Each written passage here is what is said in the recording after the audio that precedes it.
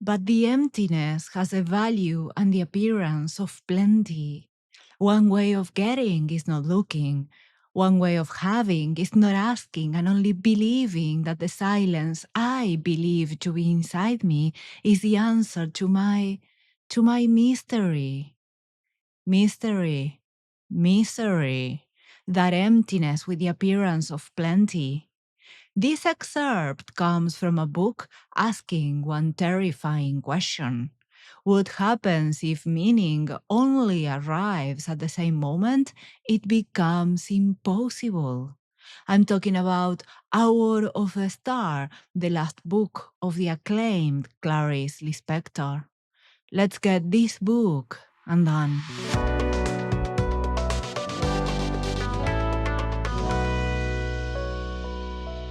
Hello, everyone, and welcome to Books Undone.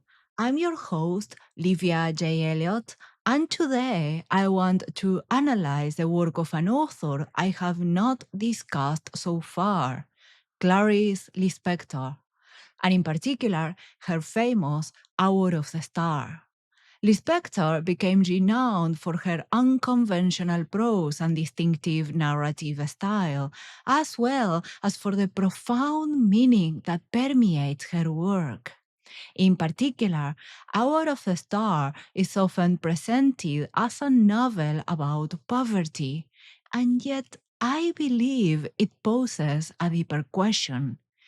If material poverty is inescapable and it creates and perpetuates an inner poverty, is it possible to create meaning under such conditions? And from there, what if the discovery of meaning in one's life is itself a privilege? Before we seek an answer to those questions, allow me to make some clarifications. There are spoilers in this episode. Hour of the Star is a novella less than 80 pages long, and so I will need to reveal much of the plot in order to present my analysis. That said, I strongly encourage you to read this book. Lispector didn't tell a story. She submerged the reader into an experience. What follows is an interpretation, not a verdict. You may disagree, and that strengthens the thematic richness of this book. With that said, allow me to introduce you to Clarice Lispector, author of The Hour of the Star. She was born as Chaya Pinkasivna Lispector to a Jewish family in 1920 in western Ukraine. However, during those years, her family suffered significantly due to the pogroms, violent riots incited with the aim of massacring or expelling a religious group that followed the collapse of the Russian Empire. As a result, in the early months of 1922, and around the time Ukraine became one of the constituent republics of the Soviet Union, her family fled to Romania, from where they emigrated to Brazil. Upon arrival, all of the Lispectors, except the middle daughter, changed their names. This is how Chaya became Clarice Lispector. They lived in the Northeast, in Alagoas, the city that's the home of the protagonist of Hour of the Star, and eventually moved to Recife, where the other protagonist of this book comes from. They struggled economically, but in 1932, and due to her performance, Clarice secured admission to the most prestigious secondary school in the state. Years later, they relocated to the then capital of Brazil, Rio de Janeiro, where Clarice eventually studied in the law school of the University of Brazil. In 1940, she published her first short story, Triunfo, meaning triumph, when she was 19 years old. Sometime later, in 1943, she published her debut, Near to the Wild Heart, which the poet Ledo Ivo called the greatest novel a woman has ever written in the Portuguese language.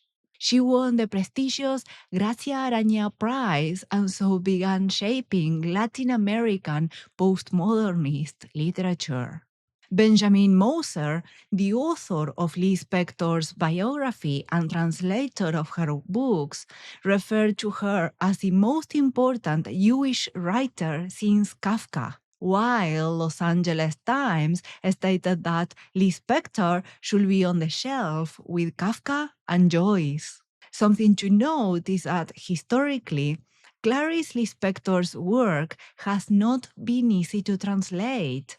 There are letters and exchanges between her and her editors discussing how she leveraged language and the headaches that gave her translators. The Harvard Review Online mentioned that many of her most beautiful sentences, at first glance apparently senseless or non sequiturs, glimmer like hidden truths upon closer inspection. As a result of her pushing language to its limits, Lispector's prose often feels foreign, and that a translator, when working on her collected stories, had managed to translate the untranslatable.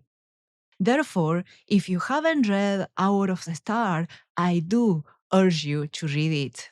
That said, it is time to move on and introduce the protagonists of Hour of the Star. You see, there is something quaint about this book. It is about a fictional writer struggling to tell, or rather discover, a story. This fictional writer is called Rodrigo.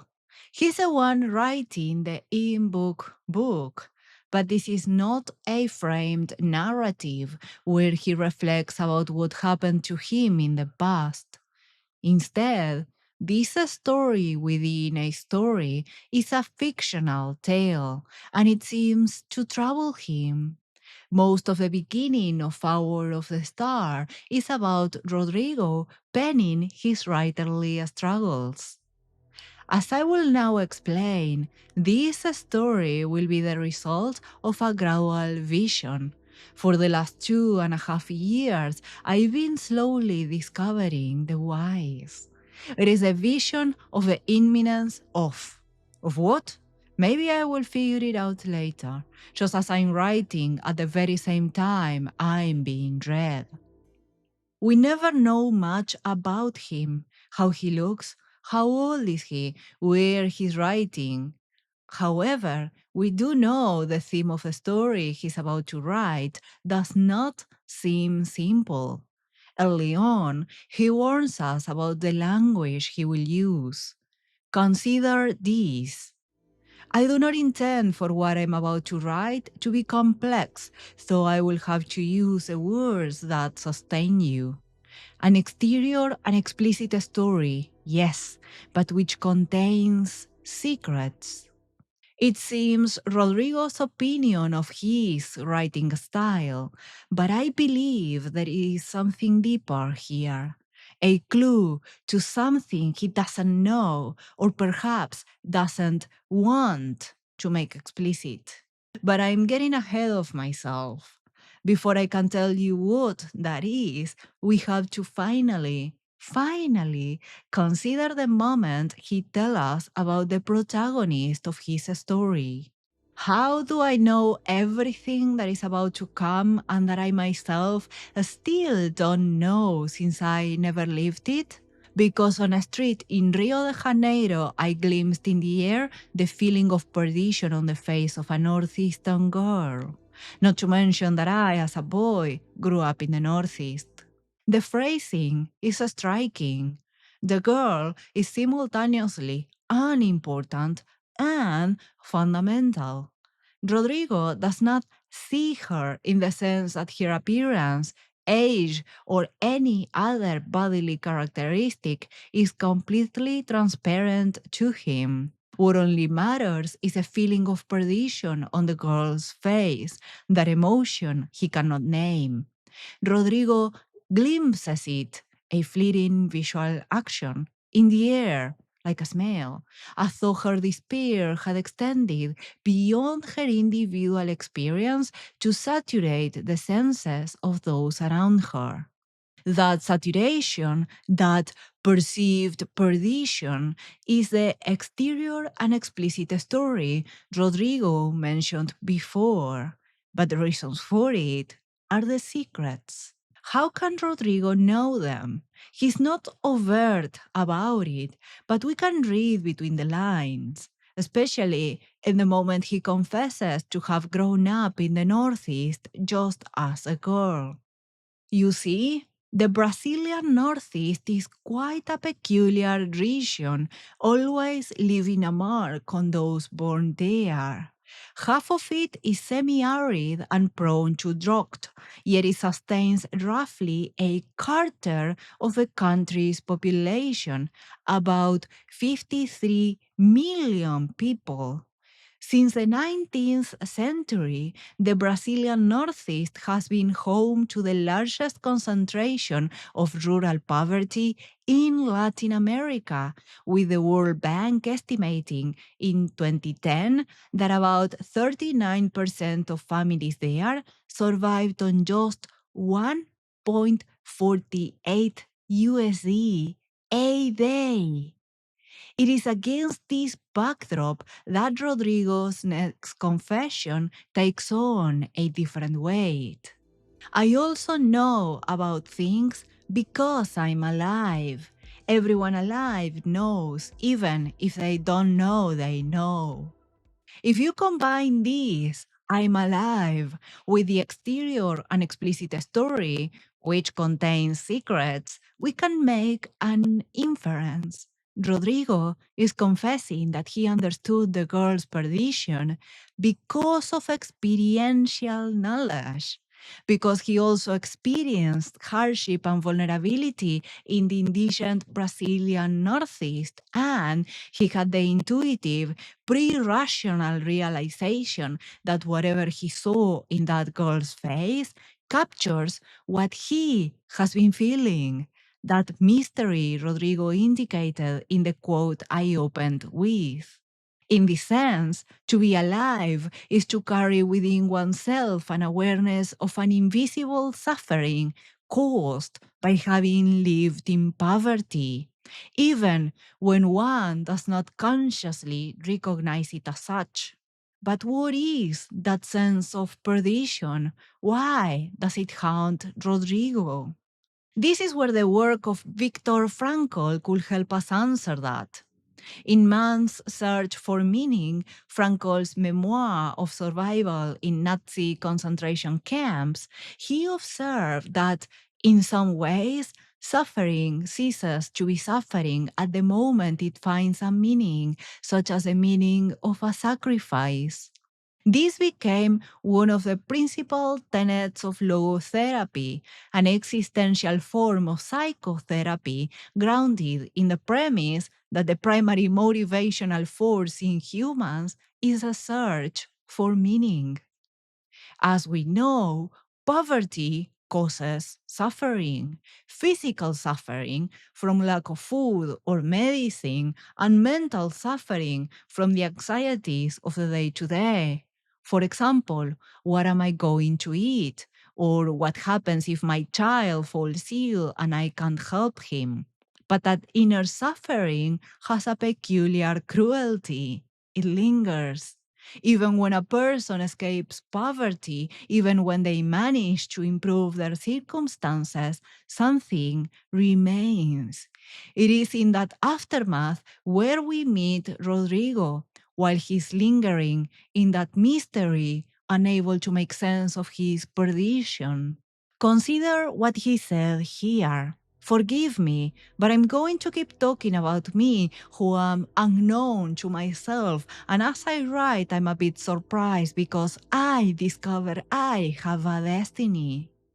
As I discover I have a destiny is perhaps not so far away from as I discover I have a purpose or a meaning, or even that the material poverty I survived had a meaning. Following this interpretation, derived from Frankel's ideas, when Rodrigo perceived that perdition in the face of that northeastern girl, he sought to understand her life as a way of understanding himself, to find the meaning of his suffering through hers.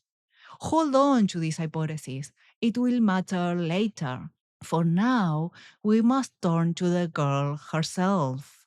Macabea, the typist. One of the first things that Rodrigo tells us about her is this. I want to declare that this girl doesn't know herself except from living aimlessly. If she was dumb enough to ask herself, who am I? She would fall flat on her face. Because who am I creates a need, and how can you satisfy that need? Those who wonder are incomplete. Not her physical description, and neither any other outward characteristic.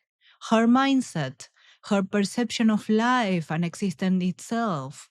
That is what matters the most to Rodrigo about her, because he is still hung into that feeling of perdition he saw on the street.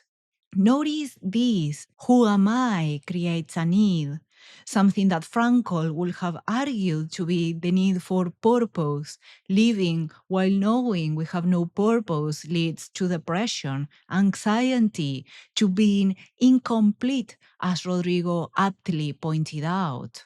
But wondering is necessary and the only way to define who we are as per the narrative of our lives, how we choose to interpret the events that happen to us in order to give them meaning.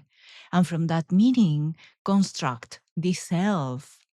Here is where the work of another existentialist philosopher comes to mind, Jean-Paul Sartre, who argued that we are our choices and that we are condemned to be free because once thrown into the world, one is responsible for everything one does. It is up to us to give life a meaning, to wonder, as the girl does not seem to do. Yet that raises a question. Can we always make meaning?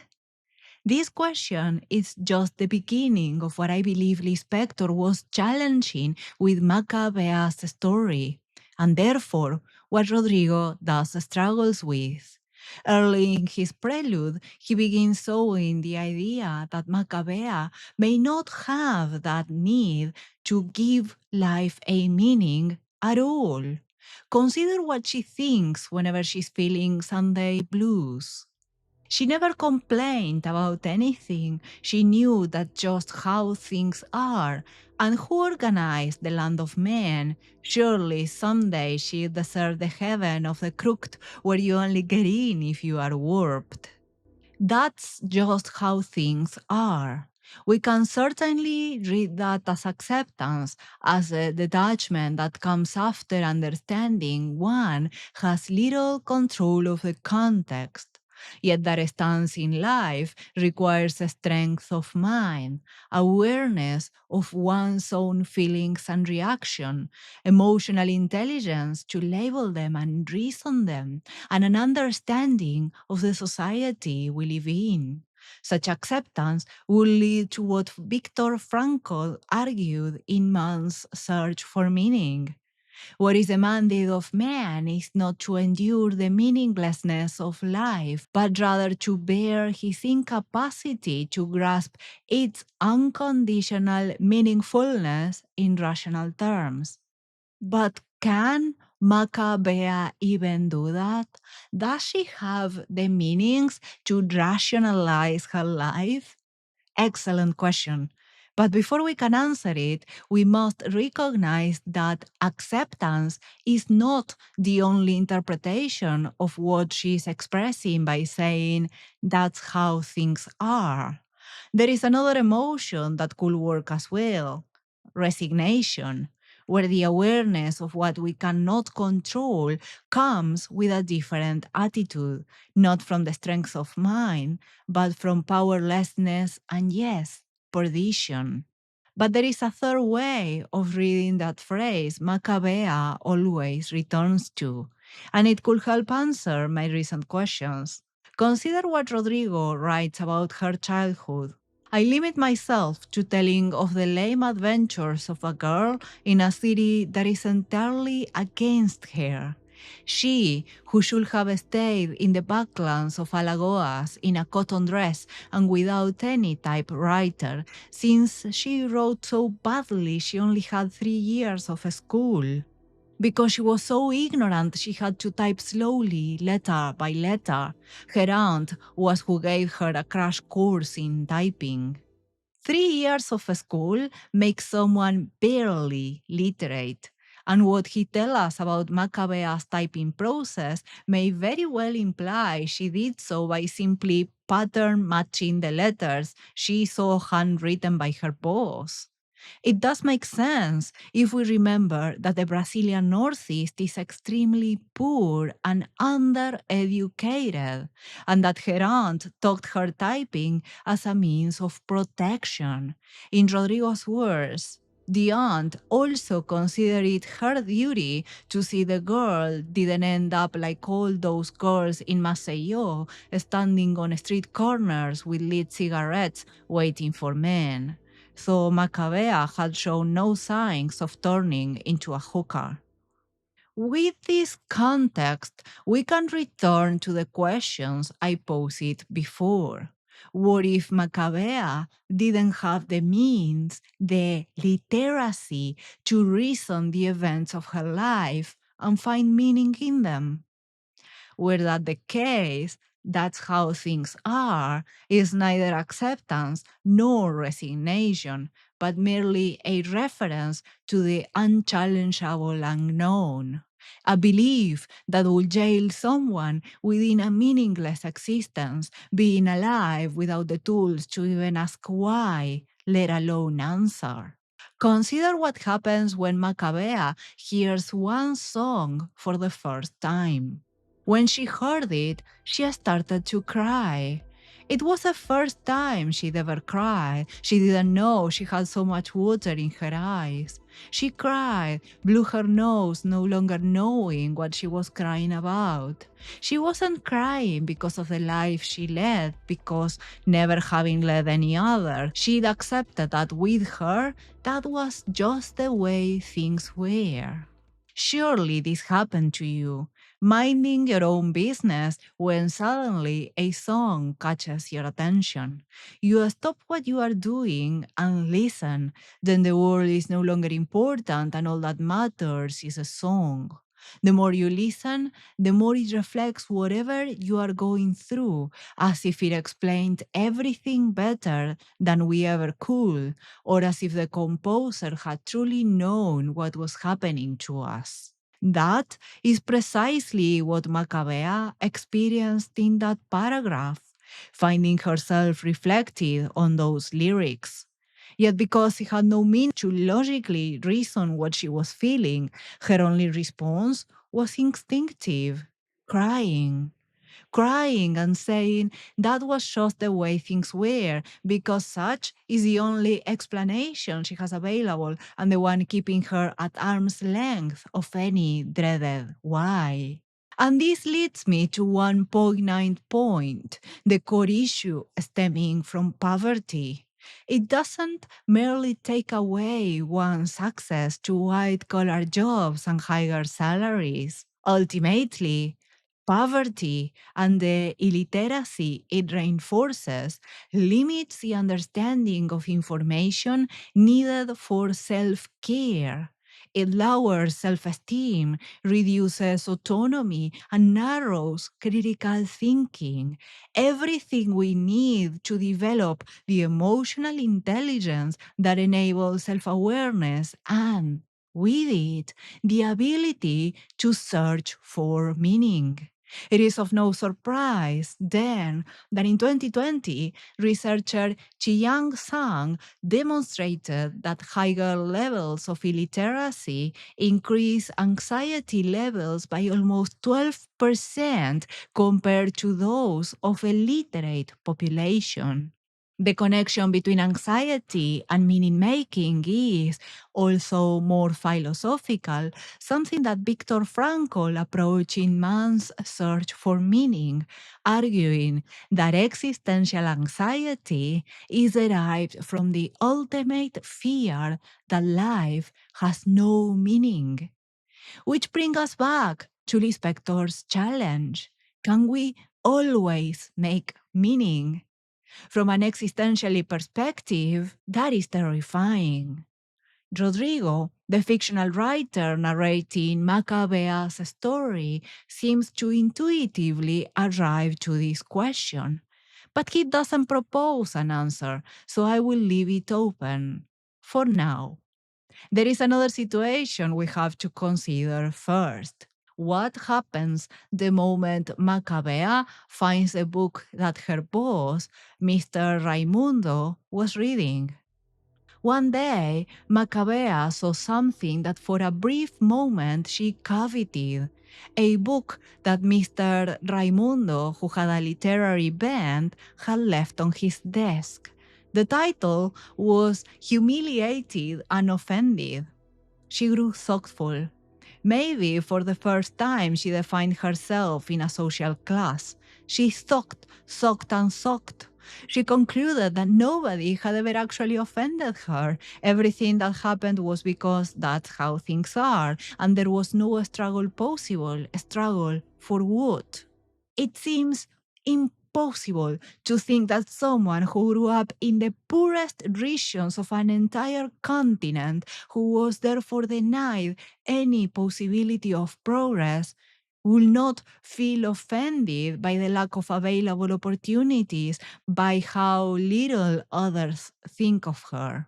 And yet, the excerpts we have considered show a different picture. Was Lispector romanticizing poverty? Hardly.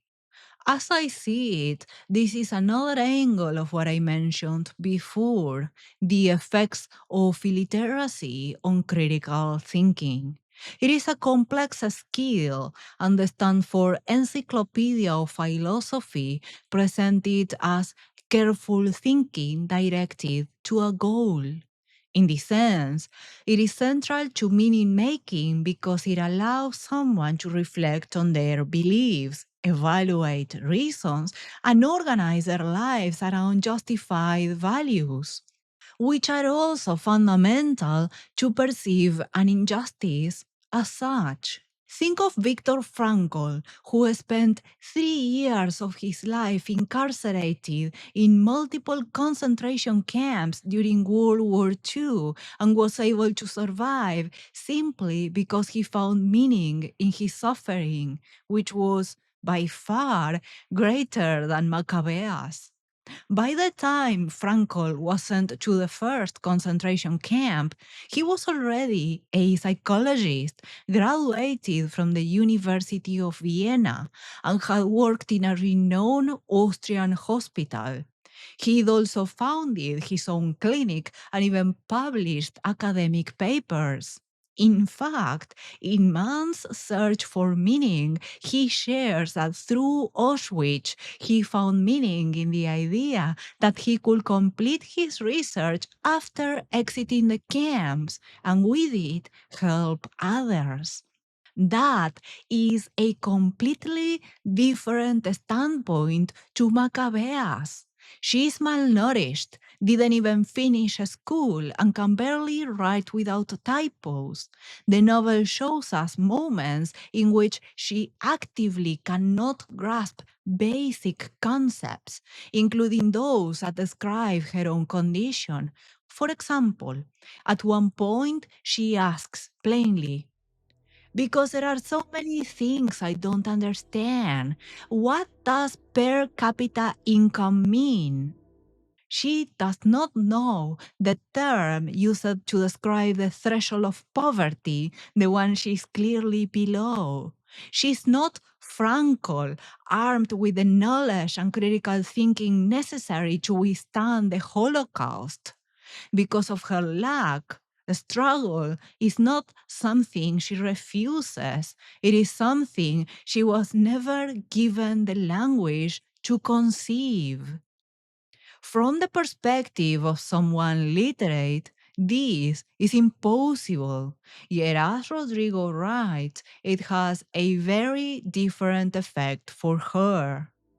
As for the girl, she lives in an impersonal limbo without reaching the worst or the best. She just lives, inhaling and exhaling, inhaling and exhaling. Actually, why will she do anything more? Her existence is sparse, yes. Here surfaces one of the most unsettling details about Out of the Star. Macabea is denied nearly every conventional source of meaning. She has little education, little social power, little self knowledge, and almost no ability to shape the narrative of her own life. Even her desires are borrowed from advertisement, radio programs, and cliches. Clock radio used those drops of minutes to run ads. She loved ads. On chilly nights, shivering beneath her cotton sheet, she liked to read by candlelight the ads she got out of old newspapers lying around the office. Because she collected ads, she pasted them into an album. Yet, as we have seen, Lispector's treatment of Macabea's life meaning and her perception of it is complicated. Macabea doesn't experience her life as a tragedy in the way an educated, self aware person might. On the contrary, she is often strangely content, or at least unreflective. Here is where one absurdity emerges, not from her consciousness, but from the gap between her existence and the stories society tells us about what a meaningful life should be. That absurd is an existential idea, and precisely what philosopher Albert Camus argued. The absurd is born of this confrontation between the human need and the unreasonable silence of the world, because the world or existence itself will not provide us with meaning. This is something we craft, even when doing so is unlikely to change anything beyond ourselves. Camus also suggested that judging whether life is or is not worth living amounts to answering the fundamental question of philosophy. Is existence worth it? That's a question at the core of Camus's philosophy. And yet, in Rodrigo's words, Macabea just lives inhaling and exhaling, inhaling and exhaling. She doesn't know she can ask whether her existence is worth it, as she said in one of her previous excerpts. She wasn't crying because of the life she led, because having never led any other, she'd accepted that with her, that was just the way things were. This is how life is, Macabea keeps saying, unbothered by the silence of the world, by the people who do not see her. Remember, nobody had ever actually offended her, not even when her boyfriend called her an idiot or when he dumped her to instead date someone else. Even less when she was fired due to the many typos in her copies. That is just how things are, she keeps saying throughout the book, having no means to reflect about why this is the case. It seems absurd in Camus's terms, but that absurdity is only visible to us and to Rodrigo, the fictional writer who desperately tries to make sense of her life and keeps failing. He grows frustrated with his own fictional character, with this woman who, despite everything she lacks, seems to live without regrets. And so he writes a twist. Macabea's co-worker suggests she visits a fortune teller and lends her money to pay the service fees. The fortune teller, of course, does what her kind does. But little Macabea, dear, what a horrible life. My friend Jesus may take pity on you, my child, how awful. Macabea blanched. It had never occurred to her that her life was that bad. Madame got everything right about Macabea's past, even saying that she'd hardly known her father and mother and was raised by a relative like a weak stepmother. Macabea was shocked by the revelation. Up till now, she'd always thought that what her aunt had done was educate her to make her a nicer girl. Madame added, Macabea, I've got great news. Listen carefully, my flower, because what I'm about to tell you is very important. Your life is going to change completely, and even more, it will change the minute you step out of this house. You will feel completely different. Of course, the fortune teller, Madame Carlotta, proceeds to shower Macabea with omens of good fortune, telling her she will get a better job, fall in love, marry a rich man, even that her sparse hair will grow up again. What matters here is not whether the fortune teller is lying, but her motives. And to unravel those, we first need to see how her words affect Macabea. As Rodrigo writes, Macabea didn't know what she was thinking. It felt like someone had given her a good knock on her head with its sparse hairs. She felt as disoriented as if an unhappiness had befallen her. Madame Carlotta had gotten everything right. Macabea was stunned. Only then did she see that her life was miserable. She felt like crying when she saw her other side, she who, as I said, had always thought she was happy. She who had always thought she was happy. But was she happy? Remember that Rodrigo has told us Macabea lived in an impersonal limbo without reaching the worst or the best. That would mean she was neither happy nor unhappy, just neutral. While there is a chance she truly felt this way, we must consider a grimmer possibility that in her ignorance, Macabea had interpreted her detachment and apathy as happiness. How could she have known what happiness truly felt like if she had never learned how it should feel? If she had no way of comparing an unhappy moment to a happy one? After all, we learn to name our emotions when we are young because someone, a parent, a caretaker, put words to what we are feeling. Macabea never had that. But her unawareness of happiness is not her only lack. If you recall, Rodrigo wrote that only then, after visiting the fortune teller, did she see that her life was miserable.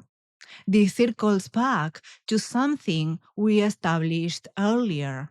A struggle was something Macabea was never given the language to conceive. And so, even if she struggled, she had no means to know she was struggling. Which leads, yet again, to Lispector's challenge. Can we always make meaning? The answer, in a sense, is disarmingly simple.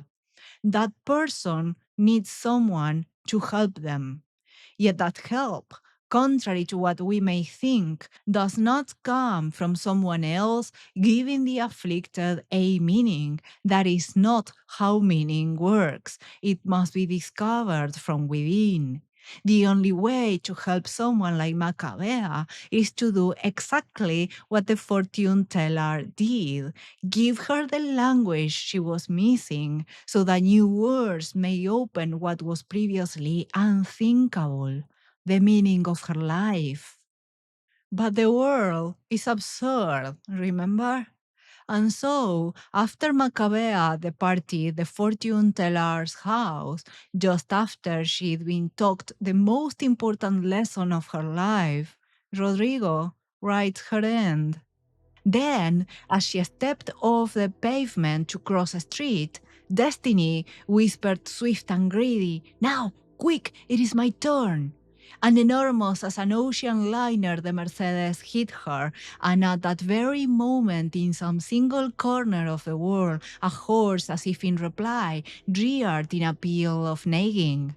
Macabea, as she fell, still had time to see, before the car fled, that Madame Carlotta's prophecies were already coming true, since it was a very luxurious car.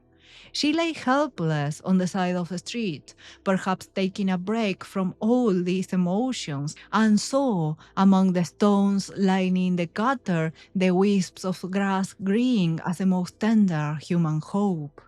Today, she thought, today is the first day of my life. I was born. Then, Macabea said a phrase that none of the passerbys understood. She said clearly and distinctly, "As for the future." And then the sudden rattling of a seagull, all at once the voracious eagle lifting to the high gears the tender lamb, the sleek cat mangling some dirty rat. Life, it's life. Macabea's death is cruelly absurd.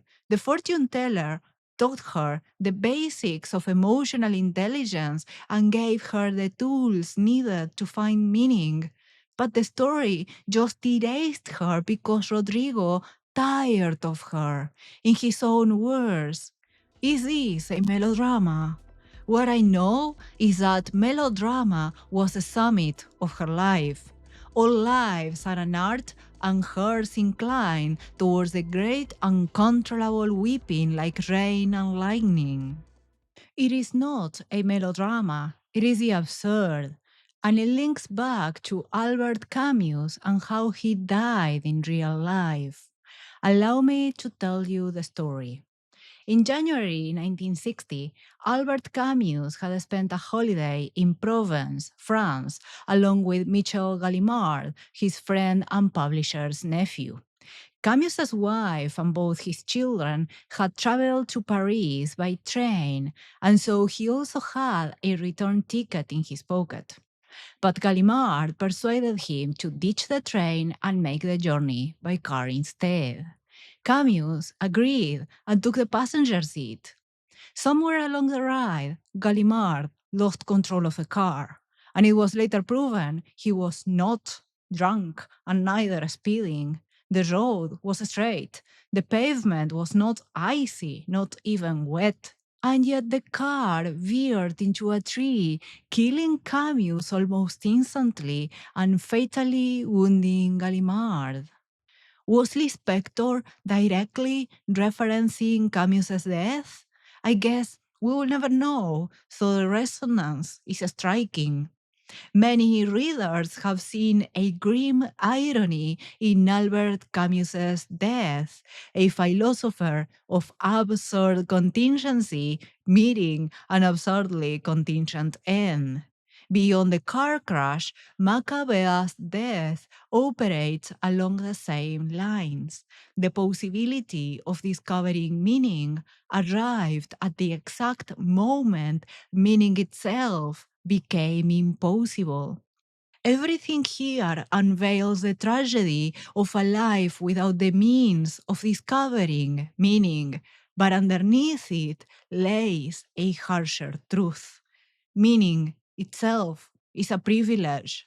As we have discussed in this episode, the freedom to craft a life requires education, economic security, language, self awareness, and social recognition. Things poverty deprives a person of. Therefore, in its depictions of the consequences of material poverty, Hour of the Star poses a terrifying question. Is existential freedom truly universal, or are some people excluded from it merely because of material conditions? In that sense, Macabéa's story pushes past the limits of existential philosophy. Albert Camus asked, "How do we live in a meaningless universe?" And Viktor Frankl gave us an answer. Ultimately, man should not ask what the meaning of life is, but rather must recognize that it is he who is asked. But through this novel, Clarice Lispector challenged them both with a single counter question. What if someone is never even granted the tools to ask that question? That's part of what makes Macabea such a devastating character. She was not merely confronting the absurd, she was almost invisible within it. Before we wrap up, allow me to say that existentialism and meaning making is quite a recurrent topic in Books Undone, and I have discussed it before in other episodes through other books. For example, through Annihilation by Jeff Vandermeer, I discussed the impossibility of making meaning in an environment, in this case, Area X, that makes all meaning irrelevant.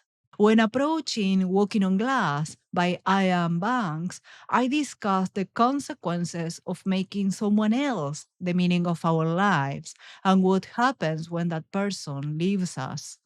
And using The Escher Man by T.R. Napper, I discussed existentialism at the intersection of memory and identity. That said, I do hope you have enjoyed this episode. And remember that you can find the entire transcript as well as all citation and links in booksundone.com. Once there, you can subscribe for weekly writing craft deep dives, thematic discussions, and book reviews. Thanks for listening and happy reading.